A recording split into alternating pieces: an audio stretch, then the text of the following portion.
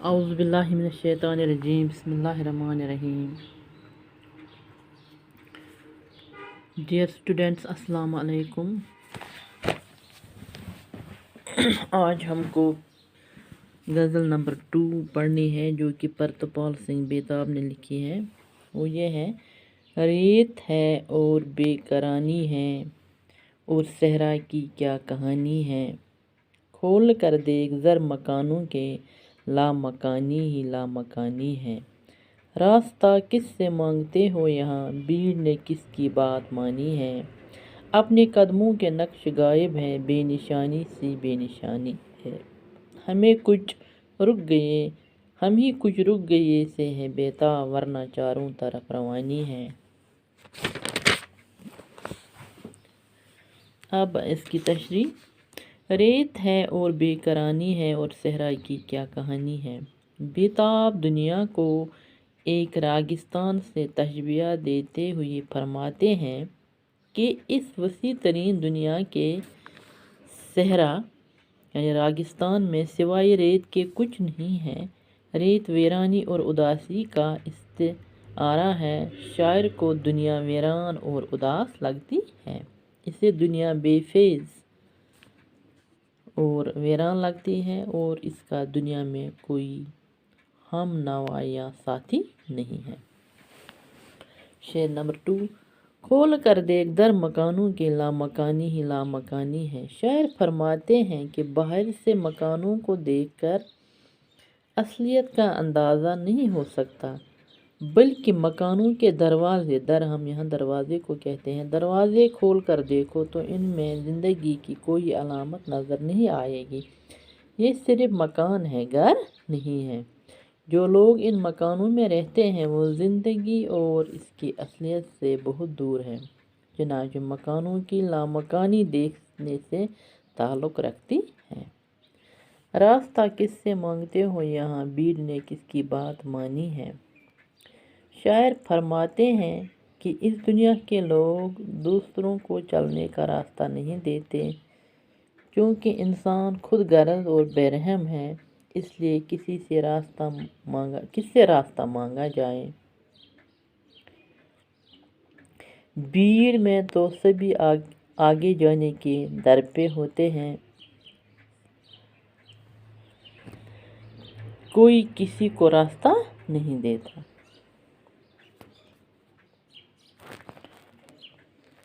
اپنے قدموں کے نقش غائب ہیں بے نشانی سی ہے بے نشانی ہے.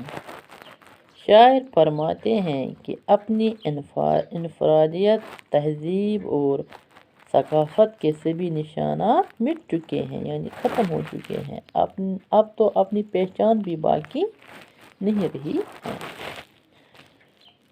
ہے. کچھ رک گئے سے ہے ہم ہی کچھ رک گئے سے ہے بیتاب ورنہ چاروں طرف روانی ہے. شاعر اپنے آپ سے مخاطب ہو کر فرماتے ہیں کہ ہمارے ہی پیروں میں بیڑیاں پڑ گئی ہیں اور ہم رک سے گئے ہیں ورنہ آس پاس تو ہر کوئی رواں دواں ہے اور اپنی اپنی منزل کے لیے موہی سفر ہے. چند مشکل الفاظ یہاں ہیں. ثمر پھل کو کہتے ہیں، صحرا ریگستان کو کہتے ہیں، لامکان وہ جگہ جہاں مکانیت کی تخصیص نہ ہو، بے کراں بے گناہ بے کنارہ در دروازہ.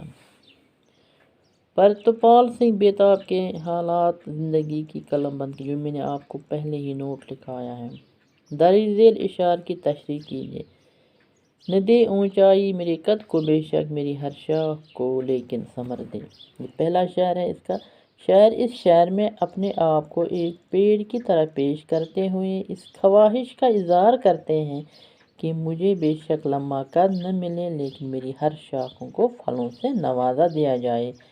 پیڑ لمبا ہو کر اگر کسی کو سایہ بھی نہیں دے سکتا تو اس کی لمبائی کس کام کی. بے شک قد چھوٹا ہی ہو لیکن شاخیں پھلوں سے بری ہو تاکہ دوسروں کے کام آئے.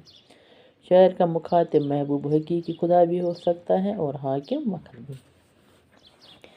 ہمیں دوسرا: اپنے قدموں کے نقش غائب ہے بے نشانی سی بے نشانی ہے. شاعر فرماتے ہیں کہ اپنی انفرادیت، تہذیب اور ثقافت کے سبھی نشانات مٹ چکے ہیں، اب تو اپنی پہچان بھی باقی نہیں رہی ہے۔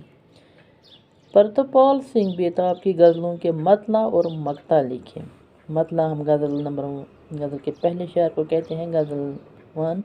نہ دے پختہ عمارت ایک کھنڈر دے، میں بے گھر ہوں مجھے بھی کوئی گھر دے، یہ اس کا مطلع ہے غزل کا۔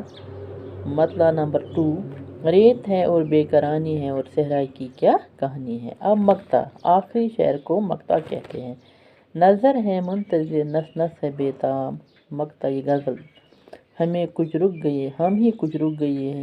گئے سے ہیں بیتاب، صدف مجھ کو کیا ہے تو گہر دیں، ورنہ چاروں طرف روانی ہے، یہ اس کا مقطع ہے غزل کا، یعنی آخری شعر ہے غزل کا۔ لفظ مکان کے ساتھ حق کا ملا کر ایک نیا لفظ مکان بن جاتا ہے، جس کے معنی عالم قدس ہے۔ ایسے ہی 5 اور الفاظ بنائے جن میں لا کا استعمال کیا گیا ہو۔ لا پتہ ایک لفظ، لا حاصل، لا علم، لا محدود، لا تنہائی۔ بس آج کے لیے اتنا ہی کافی ہے۔ اللہ حافظ۔